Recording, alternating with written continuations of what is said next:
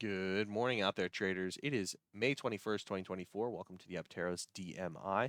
Let's dive into our recap here. So, the DMI was pretty straightforward about being in a neutral area here, and we have a lot of neutral references to kind of support that overall read. And really, it was just about kind of looking at the risk reward landscape on the higher time frames and balancing out the context on our multiple time frames.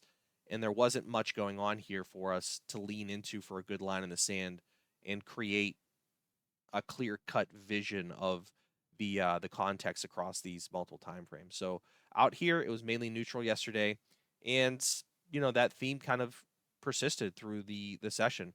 We ended up getting a nice hold of our neutral line in the sand here, coming up into our first, um, I guess, neutral target, and a continuation up to the top, where we ended up having that reference hold for the high a day, rotating all the way back down into this area here, and then stabilizing for the rest of the session. So, natural references, even whenever they're in a neutral type of posture like they were, it's just one of those situations where if you're analyzing these markets, if you're using the references in stacking up our factors that we use for a quality narrative read, a lot of times, even in neutral locations, these references hold and they create trade opportunities, just by themselves. But in those type of scenarios, it's not as straightforward in terms of um, what the expectation is in terms of bullish or bearish, right?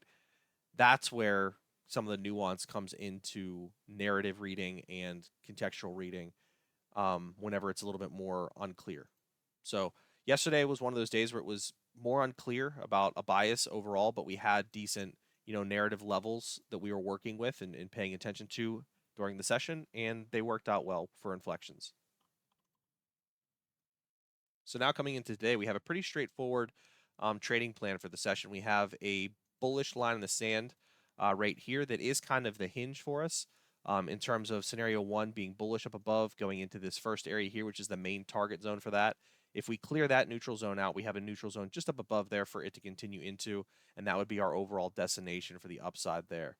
With scenario two, we have a little bit of a tricky spot right in here that we have to pay attention to, but if we do hold below and accept below this, we're looking for this move to continue down at least to 53.16. If we get there, then we'll be looking for a continuation down into this bigger bullish zone here with this, which is a higher time frame type of idea. But that is the target for us into the downside of things.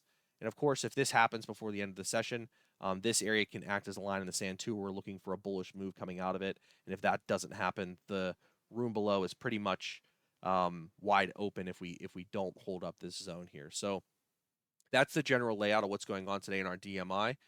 Trade well out there, mind your risk, and make sure that you follow your process the best you can today. Right now, the acceptance picture is to the upside, so we are in scenario one. If we don't hold scenario one and we switch and we start to rotate over by the time the open comes around, that would give us a good opportunity to go along with scenario two. Okay, trade well out there, everyone.